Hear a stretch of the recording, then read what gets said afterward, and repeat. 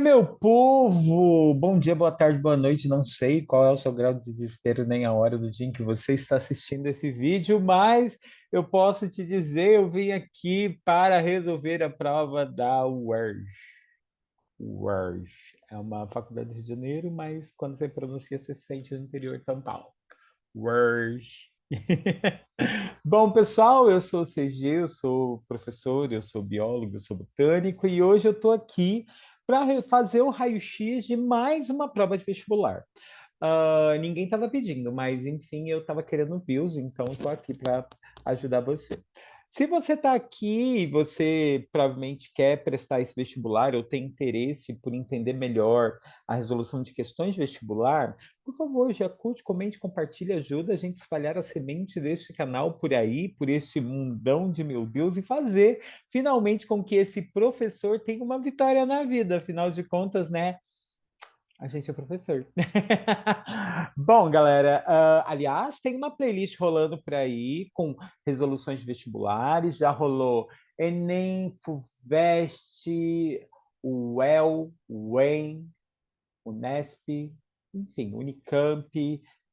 Se você está a fim de prestar os vestibulares, ou se você quer aprender a resolver questões de biologia, saber como ler, como é a cara das provas, vem comigo que você não vai passar vergonha, não. É uns videozinhos meio longos, eu tenho feito vídeos aí de resoluções de vestibulares e dando dicas, que são uma média aí de 30 a 40 minutos, mas vai por mim, vale a pena. É às vezes aqueles seus 30, 40 minutos que fazem a diferença na sua prova e, obviamente, faz diferença no meu bolso. Bom, gente, é isso. Vamos começar. Bom, primeiramente, vamos comentar um pouquinho a respeito dessa faculdade maravilhosa. Afinal de contas, estamos falando de uma faculdade estadual de altíssimo nível e estamos falando da UERJ, né? Tem cursos renomadíssimos lá dentro dessa faculdade e sim, recomendo sim que você tome ciência. Se você está fora do circuito Rio, São Paulo, Paraná, onde a gente ouve falar de grandes faculdades, essa geralmente não tem o holofote apontado para ela. E uma coisa eu posso dizer, não é um vestibular absurdo. Bebendo uma aguinha para hidratar. Bom, meus amores, vamos falar um pouquinho a respeito de qual é a minha impressão a respeito desta prova. Primeiro, é como se eu pegasse a prova das velhas FUVESTs e cruzasse com a Unicamp. Como assim? A velha FUVEST era um vestibular com enunciados curtos, muito objetivos, uma prova curta e grossa, sem encheção de linguiça, sem contar historinha. A Unicamp é uma prova conhecida por também ser objetiva, mas principalmente por ter enunciados fáceis de serem lidos. E principalmente a coisa que a gente mais ama nesse mundo, que é quando uma prova de múltipla escolha só tem quatro alternativas em vez de cinco. A UERJ é um caso desse, tá? A UERJ atual, tá? Eu falo isso porque há uns anos atrás ela passou por uma mudança. A UERJ até uns anos atrás tinha uma prova dissertativa, discursiva. Agora ela está indo aí para os modelos clássicos de correção. Acredito que a pandemia teve muito a ver com a mudança desse perfil. Outras faculdades passaram por mudanças semelhantes, a Unesp também, mas algumas coisas boas ficaram, né?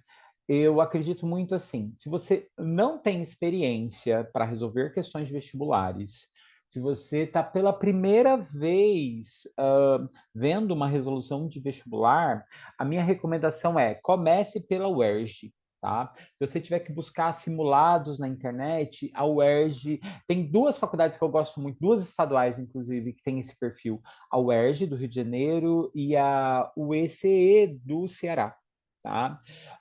São duas faculdades que têm esse perfil de questões que não são enormes, são questões que são bem objetivas, não vão forçar muita barra e não cria muita pegadinha. Então, é aquela, dá para você se sentir seguro fazendo uma prova como essa, principalmente se você, obviamente, dedica tempo para os seus estudos, porque, meu amor, vestibular nunca é como andar de bicicleta, tá? Todo ano muda, todo ano tem uma coisa nova e estamos aqui para começar a resolver. Vamos falar sobre quais são os assuntos da prova de biologia que mais caem. Eu fiz essa estatística pensando nas provas de 2010 para cá, que é o que a gente acha com mais facilidade na internet. Aliás, se você está aqui, provavelmente nos comentários desse vídeo ou na descrição desse vídeo, deve ter links da onde você consegue baixar as provas anteriores, os gabaritos, ele vai estar escrito por aí para você, tá? Bom, vamos lá. Vamos dar aqui prosseguimento e vamos começar pelas porcentagens. Quais são os assuntos que mais caem no vestibular da UERJ? E aqui já começa a primeira diferença, tá? É muito comum quando a gente pensa em vestibular e pensa em biologia, a gente pensa em ecologia sendo o tema mãe das provas. E é assim para a maioria dos vestibulares. Vocês vão ver isso com a prova da Unesp, vocês vão ver isso com a prova do Enem, vocês vão ver isso com a prova da FUVEST, por exemplo. Não é o caso da UERJ. A UERJ, ecologia, é só o terceiro lugar em escolhas para o vestibular, tá? Se você olhar aqui no nosso gráfico, apenas 15% das questões de 2010 para cá é que trazem questões de ecologia. Tiveram anos que, inclusive, não tiveram questões de ecologia. Agora, o que nunca falta, meus amores, é bioquímica. E quando eu falo em bioquímica, eu falo tanto da bioquímica que envolve noção de diferença entre proteínas, carboidratos, lipídios, como o tema mais apavorante de todos os estudantes do ensino médio, que é a respiração aeróbica. Aliás, se você está por aqui, no meu canal tem aí um videozinho, né, que vai falar sobre respiração celular, aeróbica, um videozinho chamado acho, Respiração Aeróbica em 5 minutos, onde eu explico através de desenhos o assunto. O assunto que é sempre o demônio dos estudantes, tá? Ciclo de Krebs, respiração aeróbica, doação de elétrons, fosforilação, produção de ATP, enfim. E a UERJ gosta muito desse tema. Hoje mesmo a gente vai estudar uma questão onde caiu esse tema, tá? Logo ali vem depois corpo humano, fisiologia, também é um assunto muito recorrente, e depois biologia celular. Uma coisa que eu percebo que aqui cai pouco é a questão da classificação de seres vivos, aquela questão de tipo, qual é a característica que tem no animal X ou Y, ou na planta X ou Y, esse tipo de coisa quase não cai na UERJ. Outra coisa que a UERJ não tem tradição, ela não traz muitos gráficos, tabelas, esquemas, imagens. É uma prova de texto. Tem lá o enunciado, uma proposta e alternativas, tá? Ela não enrola com imagem, pedindo noções suas sobre comunicação não verbal, isso não rola tanto. FUVEST gosta muito disso, né? E bora lá. O que, que a gente precisa ver sobre a prova? Antes de começar a resolver a prova de uma vez, vamos ver a cara da prova? Como é que é as questões da prova? Bom, a prova, como eu disse, ela é curta e grossa. Ela não enche muito linguiça, como você pode ver, ó.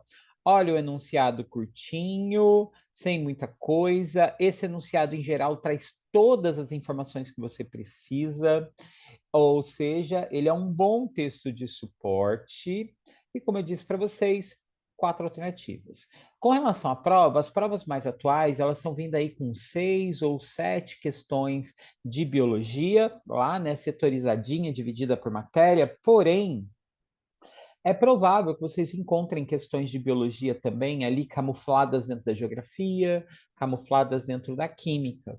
Então, pode ser que apareça até, às vezes, mais questões.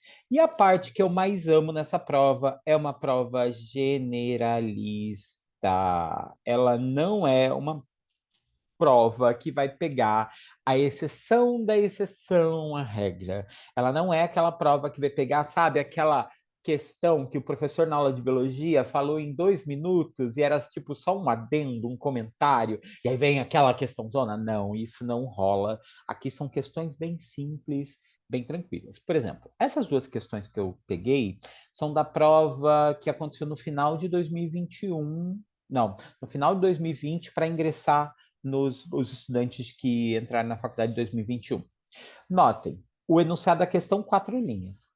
Alternativas, uma palavra às vezes, uma sílaba, uma coisa assim, besta, tá? Outra coisa interessante, ela é uma prova atual sem querer fazer modinha. Por exemplo, estávamos numa pandemia, logo, questão de Covid, estava lá. Mas não era uma questão assim de Covid absurda de se resolver. Por exemplo, teve vários vestibulares, quando começaram a cair questões sobre Covid, cobraram genética molecular, técnicas de identificação de proteínas, imunidade complexa, rolou uns temas assim absurdos. Vem aqui essa questão e fala assim: olha, eu tenho um vírus da Covid e a higiene adequada é lavar a mão com álcool. Por quê? O que, que o álcool faz? Pau. Ou seja, é uma questão generalista, né? Uma questão que não vai exigir de você uma coisa absurda, tá? Na questão de cima, já vai, obviamente, aquela história, né? Tem um textinho de suporte, ela te apresenta uma situação, mas ela vai exigir um pouco de conhecimento técnico. E isso é típico das provas curtas e grossas desse tipo, né? Aquela prova que é muito, muito, muito objetiva, ela exige algumas decorebas, né? Mas, enfim, se você está estudando para biologia, você sabe, né? Biologia, algumas coisas a gente sim vai pelo conceito e tudo mais, mas meio que não dá para fugir muito da decoreba. Existem temas muito específicos, expressões muito técnicas, e aí a gente tem que recorrer a isso na prova, tá? Mas é importante dizer, a prova de biologia da UERJ não é uma prova absurda de se resolver. Eu sou do tipo assim, se você tem tempo para se preparar para o vestibular, se você não está mega ansioso, minha recomendação é comece a caçar na internet, em cursinhos, materiais sobre a UERJ e resolva questões da UERJ. Tá? Um detalhe importante sobre a prova, falando agora de outros assuntos e outras matérias, é que a prova de idiomas é muito interessante, porque ela oferece ali a possibilidade de inglês, espanhol e francês, né? E é uma prova sempre muito interessante, com muito texto para leitura e tudo mais. A prova de história, ela tem um pezinho nas artes, então tem assim imagem de quadros, interpretação, contexto histórico, a literatura também. E a matemática é daquelas, se você tem medo de uma prova de matemática no vestibular, um bom jeito de talvez te ajudar a você perder um pouco de medo é resolvendo questões da UERJ. Exatamente por conta dessa objetividade, essa objetividade da prova namora mais com o contexto do dia a dia do estudante, né? A gente está muito acostumado no dia a dia ao estudar para a escola até. A gente estuda com questões sem muita enrolação, né? Muita prática de cálculo. Então, questões desse estilo vão aparecer na prova da UERJ, tá?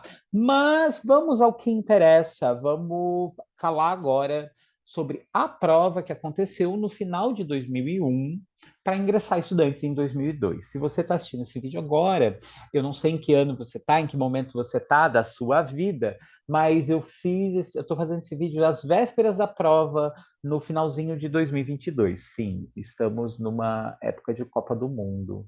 A gente está saindo aí, eu não sei se o Brasil ganhou a Copa do Mundo. Espero que sim. Mas hoje vai ter o jogo Brasil e Camarões, então se localize no espaço-tempo aí. E aí, mais tarde, eu estou indo curtir o jogo com a galera. Bom, mas vamos lá. Vamos aqui à prova, então. Bom, vamos lá. A prova, a primeira coisa que eu amo na prova da UERJ, além, obviamente, da contextualização e tudo mais, é a aparência dela. Sabe aquela prova que tem letra grande, a questão ocupa a página inteira, assim, tem bastante espaço para leitura, não é aquela página de prova mega poluída com um milhão de texto, letrinha miúda, não. A UERJ, eu acho que ela pensa nessa questão do conforto do estudante, assim, eu não sei como que é o processo de construção, mas até a estética da prova faz você se sentir bem, você não se sente pressionado. Apesar que é meio difícil a gente não se sentir pressionado no vestibular. Mas ele é uma prova assim que a aparência estética dela é agradável aos olhos. Bom, a prova de biologia começou pela questão 26 e ela começa assim, ó. O tecido adiposo, marrom, sim. Tecido de gordura no corpo humano, que a gente sabe que tem papel de armazenar, né? calorias, energia, ela pode ter dois tipos. Nós temos a gordura branca e a marrom. Gordura marrom é muito comum em recém-nascido e mamíferos que hibernam. A questão começa assim. Então, o urso tem muita gordura marrom. E isso faz com que o animal consiga guardar energia por muito mais tempo do que animais que não têm gordura marrom ou que têm muito pouca quantidade. E o motivo é, eles têm mitocôndrias, que é uma organela celular, né? Aquela coisa de organelas celulares, né? Vou fazer um desenho aqui. Opa, porta. Nós temos aqui uma. Eita! Deixa eu apagar. Gente, eu tô ruim dos desenhos, gente. Desculpa. Deixa eu apagar aqui. Vamos fazer o desenho decente. Bom, você tem aqui uma mitocôndria. A mitocôndria é uma organela celular que ela tem membrana dupla e ela é conhecida por fazer respiração celular, né? A respiração celular é um processo biológico onde entra glicose, né? Entra oxigênio no processo, e do outro lado aqui a gente vai ter produção de gás carbônico e água. Só que todo esse processo só vai existir porque quando a gente quebra a molécula da glicose, ela libera hidrogênios que estimula uma enzima que tem aqui dentro, chamada ATPase, a produzir a molécula de energia, que é o ATP. Então, aqui eu já estou dando uma prévia aí de bioquímica, tá, galera? E a grande questão é que ele está falando aqui que tecido adiposo marrom tem muita mitocôndria, que faz muita respiração celular aeróbica. E essas mitocôndrias, elas possuem em sua membrana interna uma proteína desacopladora da fosforilação oxidativa. Bom, vamos lá, vamos tentar entender o que acontece aqui. Quando a mitocôndria vai fazer o ATP, ela vai ter duas partes dela que vão ser importantes. Esse recheio interno, tá? Que é a matriz mitocondrial, e essas membranas internas aqui, essas dobrinhas, que são as cristas mitocondriais. Aqui nas cristas mitocondriais é onde está a tal ATPase, que é a enzima que vai gerar o ATP. Ele está falando que nós temos aqui nessa membrana interna uma proteína desacopladora de fosforilação oxidativa. E essa fosforilação oxidativa, essa proteína, ao desfazer o gradiente de prótons, permite o fluxo desses íons para o espaço entre membranas da mitocôndria, o que assegura a sobrevivência desses micro-organismos. Então, ao invés do próton hidrogênio ativar a ATPase, esses hidrogênios eles vão para esse espaço entre as membranas e esse processo então fica atrasado, né? Ele desfaz então esse gradiente de prótons, né? E aí a pergunta é: deste modo, os adipócitos, né, as células de gordura marrom, apresentam redução em qual processo? Bom, adivinha, se eu tenho a ATPase, que é a enzima que geraria todo o processo, atrasado, então ela vai ter um atraso na produção de ATP.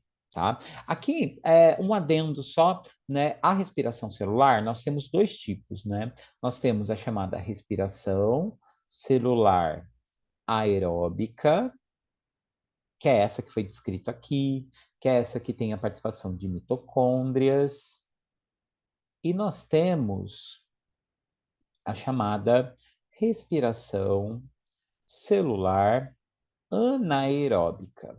Esse nome anaeróbico, esse ana no começo do aeróbico, significa não. E é não para quê? Não para a presença do oxigênio. É um processo de produção de energia onde não vai participar o oxigênio. Então, aquele processo anterior aqui, onde o oxigênio era item fundamental para acontecer, na respiração anaeróbica não é. Esse processo, em geral, não precisa de um órgão especial na célula, uma organela. Então, essencialmente, ele é feito no citoplasma mesmo da célula. Tá? Então, primeira diferença, tem oxigênio, então com oxigênio, sem oxigênio. E outra questão que se fala muito é a quantidade de ATPs que se fabrica. Nesses processos, se a gente considerar que uma única glicose foi usada no processo, nós podemos dizer que para cada uma glicose, se for anaeróbica, o processo pode gerar até 38 ATPs, moléculas de ATPs montadas. Agora, se for aeróbica, é somente 2 ATPs. Então, não é muito interessante as células fazerem respiração anaeróbica, tá? Em geral, se ela tem a opção, ela vai fazer o processo que é mais eficiente. Mas seguindo o baile, como eu disse, a questão era simples, ela não era muito complexa. E eu sou capaz de dizer que esta era a questão mais difícil da prova. E aqui, de biologia, tá? Aqui é legal a gente falar que, assim, as questões são curtas, em geral, a questão de gestão de tempo não é problema aqui. Ela vai ser problemática no Enem, na Unesp, na Unicamp. Mas eu sempre dou uma dica que é, mano, pegou uma questão, tá na dúvida, não sabe resolver, pula. É a regrinha do PQP, que a gente diz. PQP. Passa quem pula. Vai resolvendo as que você sabe e as que você não sabe, você deixa para lá. E aí você só volta nelas no final. No final. Porque aí, se não der tempo, você chuta. Porque você não sabe mesmo, então deixa. Mas não bate cabeça com questão que é complexa. Não bate cabeça com questão que você não tem certeza, tá? Segue. Questão 27. Bom, aqui nós nos deparamos com uma questão de. é, Ela é de ecologia, mas ela está falando, na verdade, sobre evolução. Então, vamos entender aqui o contexto. Bom, a questão propõe o seguinte: o porco do mato é um grande predador de cactos. Apesar da sua boca resistente, quando há muitas opções de alimentos, esses animais naturalmente optam por consumir os cactos com menos espinhos, antes de passar a atacar os cactos com mais espinhos. Então, nada, nada de novo nessa feira, não é mesmo? Tipo, o bicho come cacto. Se ele tem a opção de comer cacto sem espinho, ele come sem espinho. Tá, simples. Beleza. Agora segue. Considere uma população de cactos que, na presença de porcos do mato, passou por mudanças indicadas no gráfico. A curva 1 representa o impacto da ação desses predadores sobre os cactos em um determinado período inicial, e a curva 2 representa o impacto ao longo do tempo. Então, o que a gente tem aqui? Vamos fazer a interpretação desse gráfico. Ó. A linha verde, ele está se referindo ao impacto desses predadores, ou seja, que o número de cacto, à medida que o número de cacto aumenta, né? O que a gente percebe? Que o número de espinhos, né, a presença desses predadores, né, se alimentando desses cactos com menos espinhos, também está aqui. Aí o que acontece? A curva 2 representa o impacto ao longo do tempo, ou seja, com o passar dos anos, o que a gente vai perceber?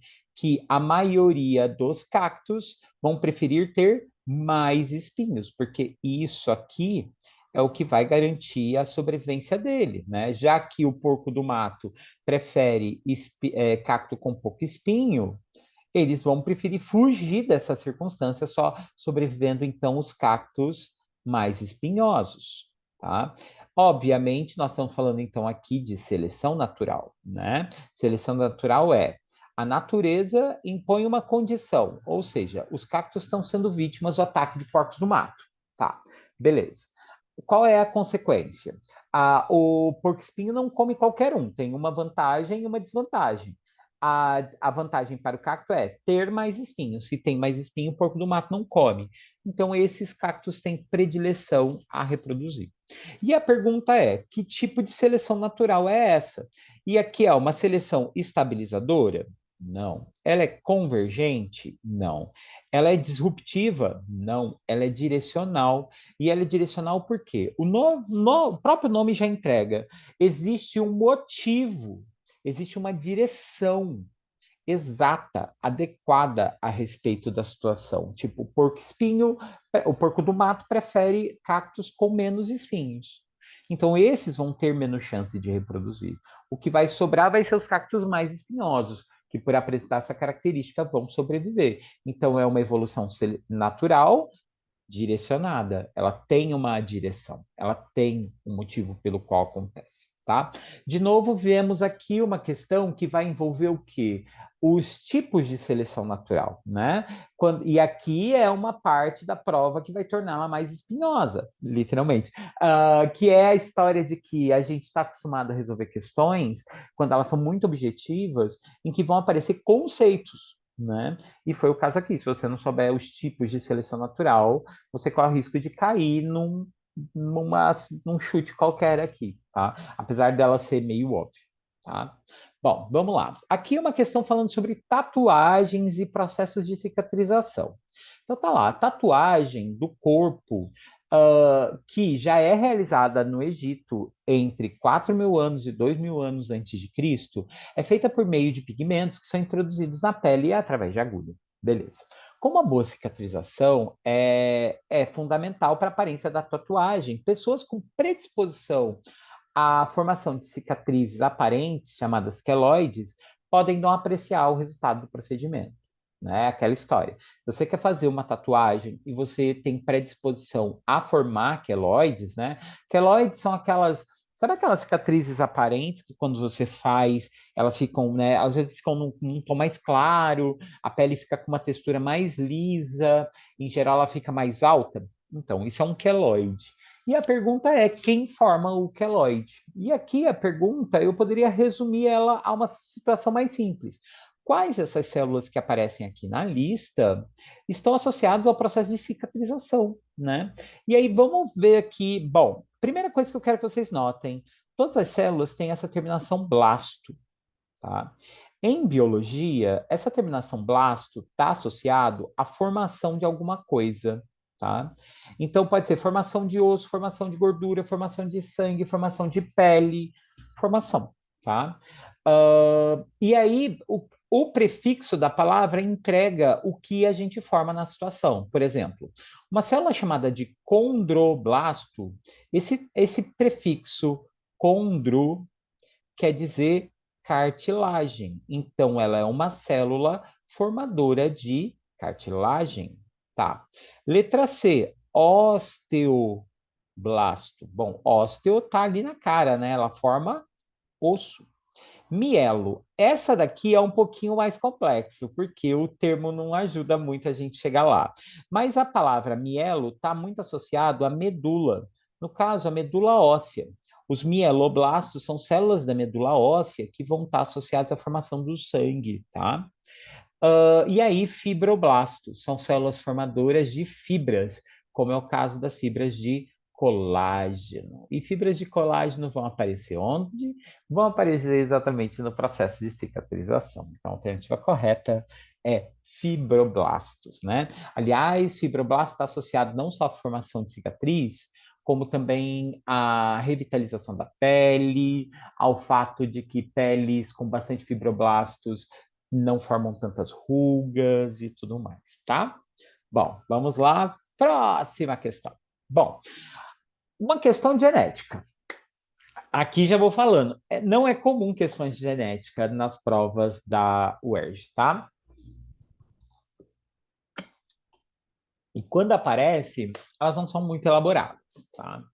Não sei se eles não gostam muito, mas é melhor eu falar baixo isso, porque vai que eu tô falando assim, ai, não cai genética, aí a prova cai, aí ó, olha só a minha cara de vergonha indo pro chão, enfim. Mas vamos lá, a questão fala assim, ó, considere a união entre um homem portador da doença de Leber, que é uma neuropatia causada por uma mutação num gene mitocondrial, e uma mulher normal. Então é o homem com a doença e a mulher saudável. E a única coisa que eles falam é que essa tal doença de Leber, ela é manifestada, ela é transferida pelo DNA mitocondrial. E a pergunta é: a proporção de descendentes desse casal que terá a doença do pai é correspondente a zero. Tá, por que zero, CG? Vamos explicar por que zero. Bom, aqui nós vamos entrar num conceito de biologia que a gente chama de. Quando a gente fala de DNA mitocondrial, a gente está falando de herança materna. Exatamente isso que você está falando aí, que você deve estar pensando. O que é uma herança materna? Herança materna é quando a passagem de uma característica genética ela só é possível graças ao DNA da mãe, tá? E o que mitocôndrias têm a ver com isso? Bom, quando a gente tem a fecundação óvulo e espermatozoide, o espermatozoide do homem, ele doa como material genético para esse óvulo o seu núcleo, né? Então ele vai doar aqui o pronúcleo masculino do espermatozoide, que vai se unir com o pronúcleo feminino, né? Vindo então deste óvulo, né? Desse ócito secundário. Desta união aqui, nós vamos formar, então, o material genético principal desse zigoto, né? Desse bebê, né? Ou seja, esse bebê vai ter como DNA principal o DNA nuclear, né? Das suas células, e ele vai ser, sim, formado 50% por material do pai, 50% material da mãe, pai e mãe, né? Só que o que acontece? O óvulo tem dentro de si organelas no citoplasma. E entre as organelas do citoplasma que vão permanecer para esse bebê estão as mitocôndrias. As mitocôndrias que eu fiz agora há pouco, desenhos de mitocôndrias super bonitinhas, e agora eu estou fazendo as mitocôndrias super bosta. Mas, enfim, o que importa as mitocôndrias? Mitocôndrias são uma das poucas organelas celulares que tem DNA próprio, né? Isso tem a ver com uma teoria biológica chamada de teoria endossimbiótica de Margulis, né, de Lynn Margulis, que é uma cientista muito importante para a biologia, e ela diz que mitocôndrias e cloroplastos no passado já foram células independentes, né? Acreditava que elas eram bactérias, né? E como que ela provou isso? Ela provou isso porque mitocôndrias e cloroplastos são as únicas organelas que têm dupla membrana, elas têm o seu próprio DNA, e esse DNA é em formato de anel, igual a que as bactérias têm, e elas têm os seus próprios ribossomos, que também são organelas que só bactérias têm, né? Na verdade, outras células têm, mas, tipo, as únicas, são organelas que bactérias não têm outras, né? Elas só têm ribossomos. E aí, o que acontece? Com o passar dos anos, essas mitocôndrias foram incorporadas às células e passam a viver lá no citoplasma. Bom, mas voltando à questão aqui. Ele diz que o defeito genético ele está associado a um DNA que está dentro das mitocôndrias.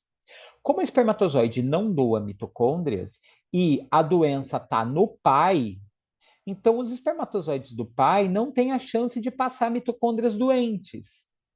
Ele só vai passar o DNA do núcleo.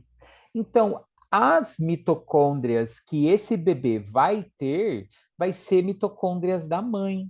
O DNA mitocondrial não é 50% do pai e da mãe. O DNA mitocondrial, ele é 100% da mãe, tá? E aí, meus amores, nós não temos a chance de passar uma doença genética que é vinculada por mitocôndrias através das mitocôndrias do pai, tá? Então, por isso que é 0%, a gente não precisaria fazer contas. Interessante que questões de biologia, quando tem, né, um resultado lá com porcentagem, já pensa assim, ah, vou usar probabilidade, vou usar lá os cruzamentos genéticos e tal, mas não é o caso aqui, né? Era uma questão que, se você entendesse o que é herança materna, que mitocôndria é passada pela mãe, mas não pelo pai, a gente teria como fazer essa resposta de maneira mais rápida. Agora, aqui é um detalhe importante. Se a questão falasse que a doença era uma doença feminina, transmitida pela mitocôndria da mãe, né? Aí seria 100%, né? Porque aí todos os filhos teriam a mitocôndria da mãe, tá? Bom, é isso. Segue. Questão 30. Essa aqui eu acho que foi a questão assim que exigiria a gente pensar um pouco melhor. É uma questão que fala sobre um experimento, que é uma tendência nos vestibulares, tá? Questão de biologia, elas estão indo num caminho em que a gente está vendo com muita frequência questões que vão contar para você a história de um experimento e vai pedir para você tirar uma conclusão. E é o caso aqui, ele pede para a gente tirar uma conclusão, baseado obviamente, no seu repertório de biologia. Ah, mas isso ainda é um processo que é mais comum em outros vestibulares. Por exemplo, o Enem é rei disso, né? A Unesp é rei disso, é rainha disso. A UERJ não. Bom, vamos lá. Experimentos controlados em laboratórios demonstraram que peixes criados em aquários com temperaturas elevadas apresentam, quando adultos, tamanhos menores do que os da mesma espécie em temperaturas mais baixas. Isso alerta para um dos potenciais efeitos do aquecimento global sobre o metabolismo desses animais marinhos. Então ele está falando assim, ó, peixe criado em água quente fica menor, peixe criado em água fria fica maior. Ponto. O tamanho dos peixes em temperaturas mais altas, né, esse menor tamanho dos peixes, resulta do quê? Qual é o motivo? Tá. É a atrofia das gônadas, tipo, o ovário e o testículo dos peixes atrofiaram e por isso os filhotes são menores? Não, né? O fato aqui poderia influenciar, por exemplo, na produção de óvulos e espermatozoides, mas não influenciaria no resultado final. A questão deixa claro que isso é um efeito sobre o metabolismo do animal. Metabolismo tem a ver com a produção energética do bicho, tá? E aqui, qual alternativa que tem a ver com energia? Não é a A. Problemas osmóticos. Bom, ele está falando de peixes que vivem no mesmo condição. E sal, apesar de a gente saber que sal se dissolve melhor em águas mais quentes, não é o caso. Ele nem cita situações assim. Transtornos sensoriais, do tipo, o bicho fica desorientado? Não. A questão tem a ver com o estresse respiratório, né? É aquela história, a produção de energia, ela é mais acelerada em ambientes mais quentes. Então, o bicho vai consumir mais energia, o que faz com que ele armazene menos. Portanto, ele vai ser menor. Beleza? Então, alternativa B de bola. Essa daqui eu acho que talvez fosse uma questão que exigiria você ter esse pensamentozinho mais um pouquinho fora da caixa, né? Ela não seria tão habitual assim, né?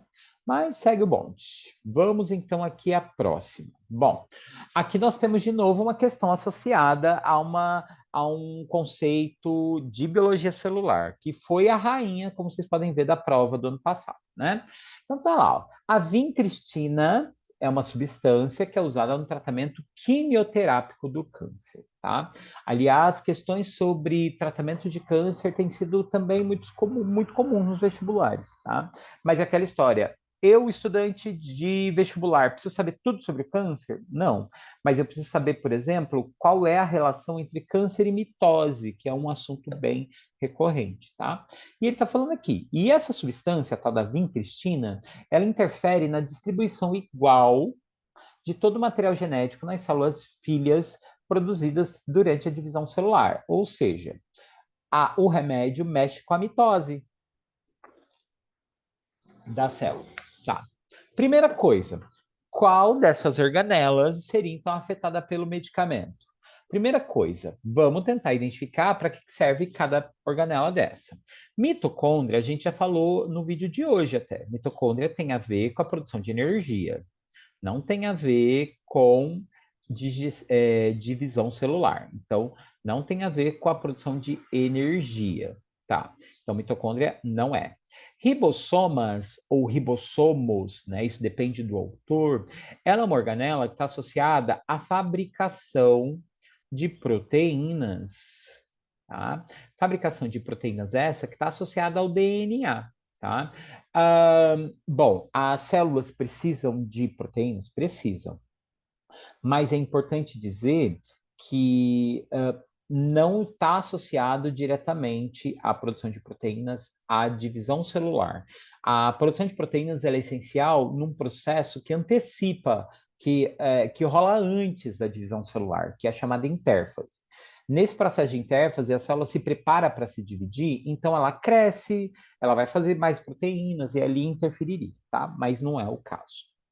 Vacúolos são organelas de armazenamento, em geral associados a armazenar água.